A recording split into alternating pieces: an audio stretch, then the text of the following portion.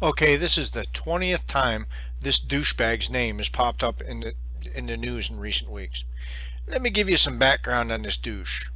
First, listen to this fucking schmuck. Yes, they're not. He's hosting a talk show in front of you. No, he's not. They're all dead? Are you sure of that? Yes. Are the bodies identified? No, but that's... Well, we'll just fly with that. What the hell? My government told me that, so you know why I don't believe my government? No, you believe Saudi Arabia's government over there flying planes around? No, I don't. Airliners? But here's why I don't believe my government. My government has lied to me so many times. Okay, fair enough. They lied to me about the Gulf of Tonkin incident. Isn't that pretty important? The incident. You don't want to go back that far. You don't want to go back that far with Kennedy. We can't go back that far in Vietnam. You said to me that Willow's government... No, because this happened in 2004, pal, so we're not going back that far. You said we send our guys off to war without giving a shit, and I'm telling you, that's not true. Yes, it is. I agree with you. When did you go to war? I've never been in the military. There you go, so you don't know. But I say pull them out of every... So, because I've never been in the military, when we are attacked by I feel a nation, we should not... It should be proven first. I feel we proved it, you feel we didn't. You also feel that fucking Bush was behind 9/11, so you're always going to disagree. Hey, don't put fucking words in my mouth. You feel that the U.S. government is behind it. How is that? I didn't say that. Who do you think behind it? I just said... Our government's covering it up? We have not been told the truth. So you feel that... Well, okay, wait a minute. All right? If you'll calm down a moment. You're yelling. You said the F-word. You're the governor. This is serious. And I'm only talking your language so you'll understand. No, you shouldn't bring me down to my level. Bring me up to yours. You know, I want to solve what you said. Let me answer this question. No, I want to solve what you said about... You know, if you're not going to let me talk, I'm out the door. You've been talking the whole time. What you do is yell over people, and you don't want to address point by point. You act like we say, send our boys to war, fuck them. We've never said that. I agree with you. I want to pull them out of Germany. I want to pull them everywhere. The U.S. military should never be dying for other countries. I don't care what happens. Get them out. Fuck them. I don't care if Kim Jong-il takes this out. That's not my business. I just think that if we are attacked, we have the right to want our military to respond. So that's not some warmonger saying, fuck the boys, send them over. That's what I wanted to address. Jesse just sits and looks at Jimmy. Why? Awkwardly. That was a fair point I just made. You were wrong when you said that. I don't know. I didn't listen.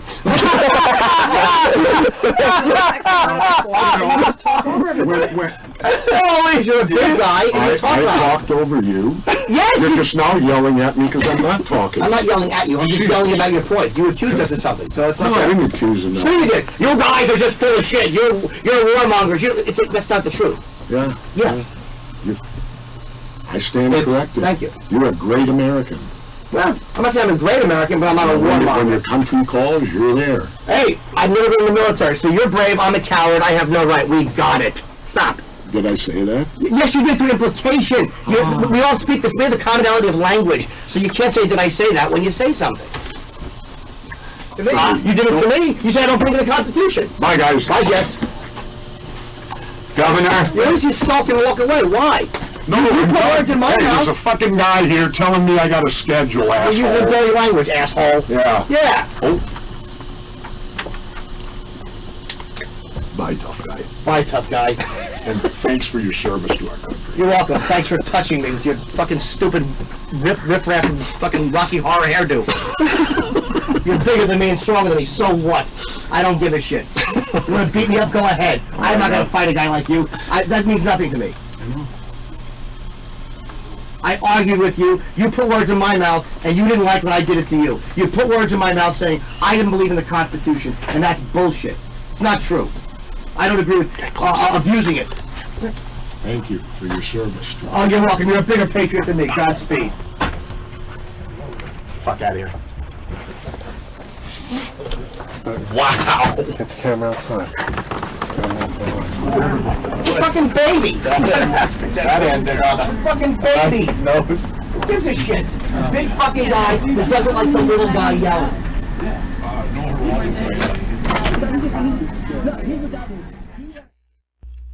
James George Janos, born July 15th, 1951, better known by his stage name Jesse Ventura, is an American politician, actor, author, naval veteran, and former professional wrestler who served as the 38th governor of Minnesota from 1999 to 2003. Born James George Janos, Ventura served as a U.S. Navy underwater demolitions team member during the period of the Vietnam War. After leaving the military, he embarked on a professional wrestling career from 1975 to 1986, taking the ring name Jesse "The Body" Ventura. He had a long tenure in the World Wrestling Federation as a performer and color commentator, and was inducted into the Federation's Hall of Fame in 2004. Apart from wrestling, Ventura also pursued a film career, appearing in films such as Predator in 1987. Ventura first entered politics as the mayor of Brooklyn Park, Minnesota from 1991 to 1995. 4 years after his mayoral term ended, Ventura was the Reform Party candidate in Minnesota's gubernatorial election of 1998, running a low-budget campaign centered on grassroots events and unusual ads that urged citizens not to vote for politics as usual. Ventura's campaign was successful, with him narrowly and unexpectedly defeating both the Democratic and Republican candidates. The highest elected official to ever win an election on a Reform Party ticket, Ventura left the Reform Party a year after taking office amid internal fights for control over the party. As governor, Ventura oversaw reforms of Minnesota's property tax as well as the state's first sales tax rebate. Other initiatives taken under Ventura included construction of the Metro Blue Line light rail in the Minneapolis-St. Paul metropolitan area and cuts in income taxes. Ventura left office in 2003, deciding not to run for re-election. After leaving office, Ventura became a visiting fellow at Harvard University, John F. Kennedy School of Government in 2004. He has since also hosted a number of television shows and has written several political books. Ventura remains politically active and currently hosts a show on Aura TV called Off the Grid. He has publicly contemplated a run for President of the United States in 2016. Ventura was born James George Janos on July 15, 1951 in Minneapolis, Minnesota, a son of George William Janos and his wife Bernice Martha Nielens. Both of his parents were World War II veterans. Ventura has an older brother who served in the Vietnam War. Ventura has described himself as Slavic, since his father's parents were from what is now Slovakia. His mother was of German descent. Ventura was raised as a Lutheran. He attended the Cooper Elementary School and graduated from Roosevelt High School in 1969. Ventura served in the United States Navy from December 1, 1969 to September 10, 1975, during the Vietnam War era. He graduated in Buds Class 58 in December 1970 and was part of Underwater Demolition Team 12. Ventura has frequently referred to his military career in public statements and debates. He was criticized by hunters and conservationists for stating in an interview with the Minneapolis Star-Tribune in April 2001, "Until you've hunted men, you haven't hunted yet." In January 2002, Ventura, who never specifically stated whether he fought in Vietnam, disclosed that he had not seen combat. He was stationed at Subic Bay in the Philippines, and for this he received the Vietnam Service Medal, given to all military personnel who supported the war effort, even those stationed outside South Vietnam. Near the end of his service in the Navy, Ventura began to spend time with the Dago chapter of the Mongols Motorcycle Club in San Diego. He would ride onto Naval Base Coronado in his Harley-Davidson wearing his Mongol colors. According to Ventura, he was a full-patch member of the club and even third in command of his chapter, but he never had any problems with the authorities. In the fall of 1974, Ventura left the bike club to return to the Twin Cities. Shortly after that, the Mongols entered into open warfare with their biker rivals, the Hells Angels. Ventura attended North Hennepin Community College in suburban Minneapolis in the mid-1970s. At the same time, he began weightlifting and wrestling. He was a bodyguard for the Rolling Stones for a time, before he entered professional wrestling and changed his name to Jesse Ventura. He created the stage name Jesse "The Body" Ventura to go with the persona of a bullyish beach bodybuilder, picking the name Ventura from a map as part of his bleach blonde from California gimmick. As a wrestler, Ventura performed as a heel and often used the motto, "Win if you can, lose if you must, but always cheat." Much of his flamboyant persona was stole from superstar Billy Graham, a charismatic and popular performer during the 1970s and 1980s. Years later, as a broadcaster, Ventura made a running joke out of it, claiming that Graham stole all of his ring attire ideas from him. In 1975, Ventura made his debut in the Central States Territory before moving to the Pacific Northwest, where he wrestled for promoter Don Owens as Jesse the Great Ventura. During his stay in Portland, Oregon, he had notable feuds with Dutch Savage and Jimmy Snuka, and won the Pacific Northwest Wrestling title twice, once from each wrestler, and the tag team title 5 times, twice each with Bull Ramos and Playboy Buddy Rose, and once with Jerry Oates.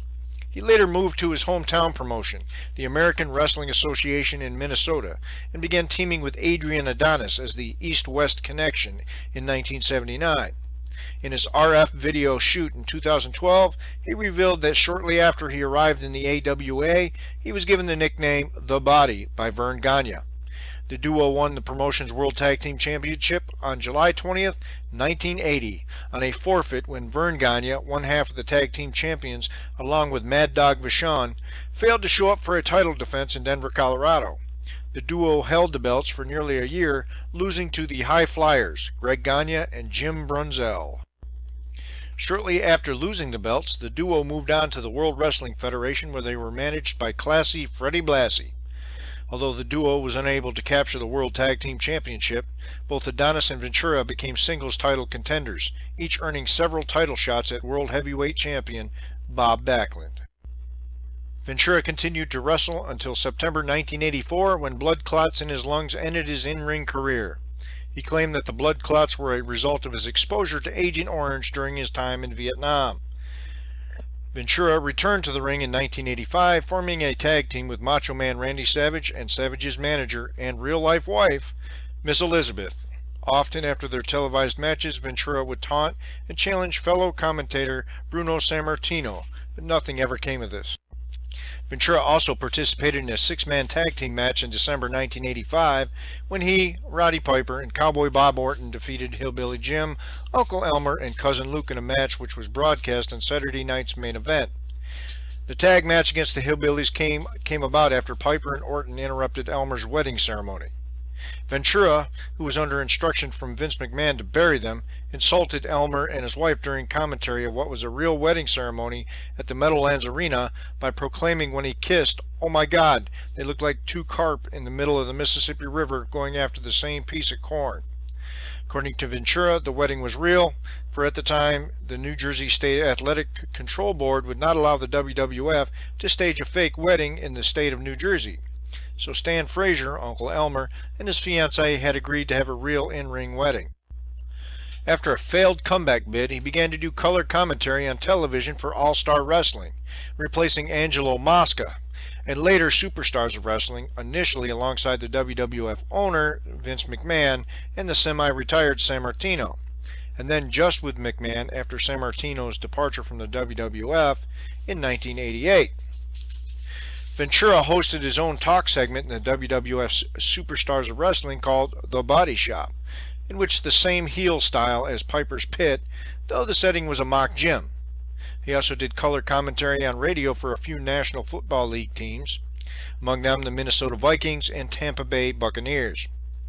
Ventura most notably co-hosted Saturday night's main event with Vince McMahon, the first 6 WrestleManias, 1985 to 1990, and most of the WWF's pay-per-views at the time with Gorilla Monsoon, with the lone exception for Ventura being the first SummerSlam, in which Ventura served as the guest referee during the main event. Following a dispute with Vince McMahon over the use of his image for promoting a Sega product, McMahon, who had a contract with rival company Nintendo at the time, released Ventura from the company in August 1990. In February 1992 at Super Brawl 2, Ventura joined World Championship Wrestling as a commentator. His professional wrestling commentary style was an extension of his wrestling persona, i.e. a heel, as he was partial to the villains, which was something new and different at the time. Vince McMahon, who was always looking for ways of jazzing things up, came up with the idea of Ventura doing heel commentary at a time when most commentators, including McMahon himself, openly rooted for the face. However, Ventura would still occasionally give credit where it was due, praising the athleticism of wrestlers such as Ricky the Dragon Steamboat and Randy Savage, who was championed by Ventura for years. Even when he was a face, a point Ventura regularly made on air to McMahon and Monsoon. Occasionally, he would even acknowledge mistakes made by the heels, including those made by his personal favorites such as Savage or wrestlers managed by heels Bobby the Brain Heenan and the Mouth of the South, Jimmy Hart. One notable exception to this rule was the WrestleMania 6 Ultimate Challenge title-for-title match between WWF Champion Hulk Hogan and the WWF Intercontinental Champion, The Ultimate Warrior. Since they were both fan favorites, Ventura took a neutral position in his commentary, even praising Hogan's display of sportsmanship at the end of the match when he handed over the WWF Championship to the Warrior after he lost the title, stating that Hogan was going out like a true champion.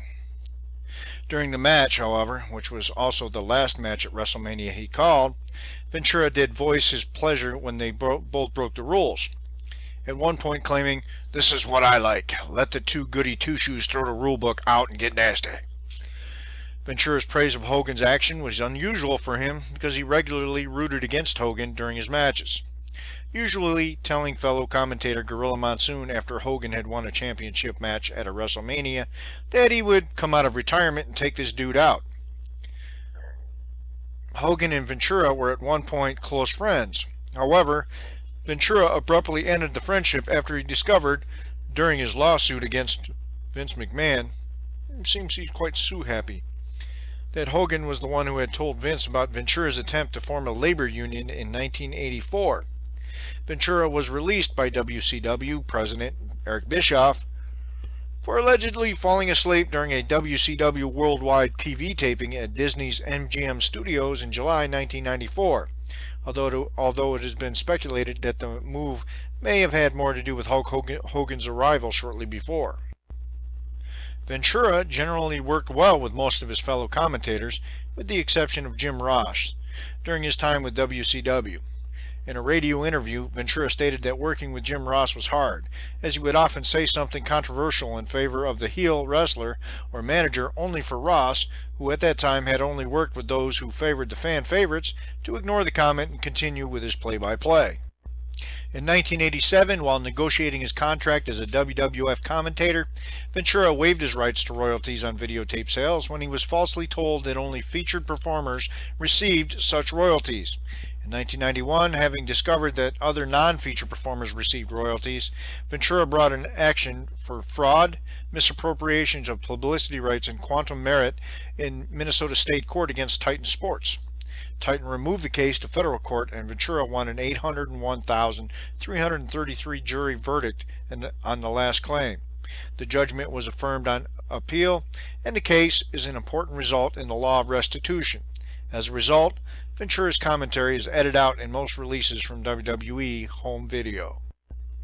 In mid-1999, Ventura reappeared on WWF television during his term as governor of Minnesota, acting as the special guest referee for a main event of SummerSlam held in Minneapolis. Ventura would continue his relationship with the WWF by performing commentary for Vince McMahon's short-lived XFL. On the March 20th, 2003 episode of SmackDown, Ventura appeared in a taped interview to talk about the match between Vince McMahon and Hulk Hogan at WrestleMania 19.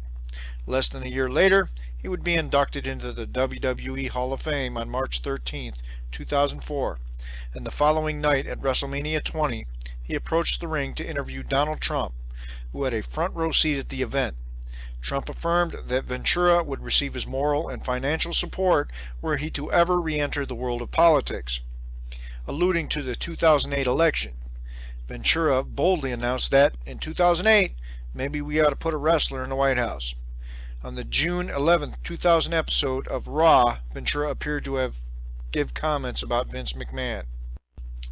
Ventura was guest host on the November 23, 2009 episode of Raw, during which he retained his heel persona by siding with the #1 contender Sheamus over WWE Champion John Cena. This happened while he confronted Cena about how it was unfair that Cena always got a title shot in the WWE while Ventura didn't during his WWE career. After that, Sheamus attacked Cena and put him through a table. Ventura then made the match a table match at TLC. Tables, ladders, and chairs. During the show, for the first time in nearly 20 years, Vince McMahon joined Ventura at ringside to provide match commentary together.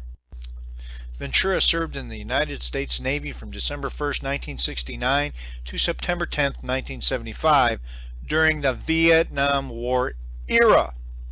He graduated in Buds Class 58 in December 1970 and was part of Underwater Demolition Team 12. Ventura has frequently referred to his military career in public statements and debates. He was criticized by hunters and conservationists for stating in an interview with the Minneapolis Star-Tribune in April 2001, "Until you've hunted men, you haven't hunted yet." Ventura continued to wrestle until September 1984 when blood clots in his lungs ended his in-ring career. He claimed that the blood clots were a result of his exposure to Agent Orange during his time in Vietnam. "Give me a break, you loser. You haven't ever hunted men. Stolen valor shitbag. I am sure the Vietnam veterans who actually suffered from Agent Orange would like to have a word with you. Fucking lowlife." This is from a St. Paul newspaper article. Jesse Ventura admits no combat in Vietnam. St. Paul. Governor Jesse Ventura, who has used his military record to deflect criticism and bash foes, but has kept mostly mum on what he did during the Vietnam War, has disclosed for the first time that he did not see combat. To the best of his knowledge, "I was never fired upon. As a combat vet myself, trust me, you'll know if you get fired upon." Ventura said in an interview with the St. Paul Pioneer Press for an article published about his years as a Navy SEAL in the 1970s. Ventura had suggested in an interview with the Star-Tribune of Minneapolis last year that he had hunted man, but wouldn't give details, and he was steadfastly refused to disclose much about his 2 overseas deployments, which totaled 17 months, saying his commanding officer gave their unit strict orders never to talk about what they had seen or done. Ventura had never specifically claimed to have fought in Vietnam, based at Subic Bay in the Philippines, when he was still known as James Janos. Ventura earned the Vietnam Service Medal. It was awarded to 3 million servicemen and servicewomen who were in Vietnam, in surrounding countries, or on ships offshore. "I got news for you, douchebag. You might have been high-speed, low-drag back in the day, but now you're just a stolen valor fucking nut job. If I hooked the camera up, I'd be flipping you off right now. You kept asking the radio guy, 'When did you go to war?' He didn't. Neither did you. Last time I checked, we hadn't fought a war in the Philippines since World War II. I have another picture I'd love to send you. It's a picture of me standing at ground zero, flipping you the fuck off. It's an inside job. You're a fucking idiot. A 727 is a bit hard to hide, and since I was there, and you fucking weren't, I consider myself more of an expert on it than you." Some people need excessive attention and get it by behaving inappropriately. Could be due to lowered self-esteem, a lack of self-confidence, low levels of self-worth or self-love, or feeling insecure. Some may seek positive attention by creating situations in which they hope to be praised, thanked or admired. Some perhaps are not bothered by the quality of the attention they get, just so long as they get it. And so will elicit negative attention, perhaps by making a scene in public, getting over indignant with a trivial matter, causing heads to turn and tongues to wag. Some seek out sympathy by always having something to complain about. If you care for someone whose actions are plainly done to get others to take notice and react, it's important to consider what's motivating them. If it is a one-off, it might be a sign of tiredness or reaction to pressures and stress. If the behavior is persistent or goes beyond what one might normally expect, it can be a sign of an underlying mental health issue. Narcissistic behavior. Feels superior, special, unique, etc., and needs to be admired. Arrogant. Exaggerates achievements and talents. Preoccupied with ideas of success, power, etc. Has unreasonable expectations of favorable treatment. Callous. Takes advantage of others to achieve his or her ends. Didn't he just sue a freaking widow? No recognition or consideration of others' feelings. Intolerant of criticism and defeat. He kind of walked out of that radio booth pretty quick, didn't he? Responding with defiant counterattack. Relates to others in a significantly or extremely different way to average individuals in the same culture.